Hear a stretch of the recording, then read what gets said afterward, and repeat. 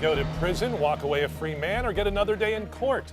That's the big question today in the case against former Governor Bob McDonnell. This morning, the U.S. Supreme Court is expected to issue a ruling on his corruption case as justices are about to close out their term. McDonnell is fighting to have his conviction overturned.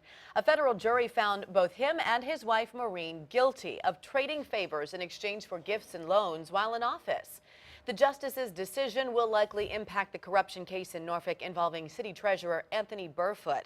With more on that part of the story, Rico Bush is in our newsroom to break down how the ruling may affect his corruption case. Rico, good morning. Good morning, Katie. Chris, there's no way of really knowing which way the high court may go. However, this case may affect the outcome for Burfoot, who is seeking to clear his name from corruption charges and avoid spending any time in prison. A federal jury convicted McDonnell on similar corruption charges in 2014. Burfoot's case is on hold until the Supreme Court makes a decision about McDonnell's case. Court documents say Burfoot took nearly $500,000 in cash and gifts in exchange for political favors during a 4-year period. The government indicted him in January. He has pleaded not guilty. Burfoot's attorney has said his case is related to McDonnell's case and has plenty in common with it, including the question of what is an official act. His lawyer says a favorable ruling for the former governor will pave the way for the scheduling of Burfoot's own federal trial. If McDonnell's appeal is successful this morning, Burfoot's lawyer believes federal prosecutors should drop at least some of those charges against the Norfolk City Treasurer.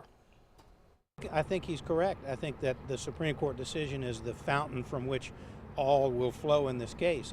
It's a very, very seminal sort of core decision about the very guts of this case.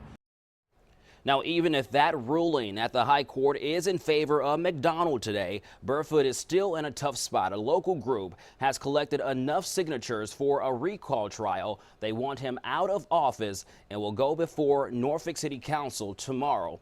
Burfoot's recall case will be heard in Norfolk Circuit Court. No date has been set yet for either that trial or his federal case. You can count on WAVY to let you know exactly what happens with McDonnell's case at the Supreme Court today and on air and online. In the meantime, you can also head over to WAVY.com to read into the history of both cases. I'm live in the newsroom this morning. Rico Bush, 10 on your side.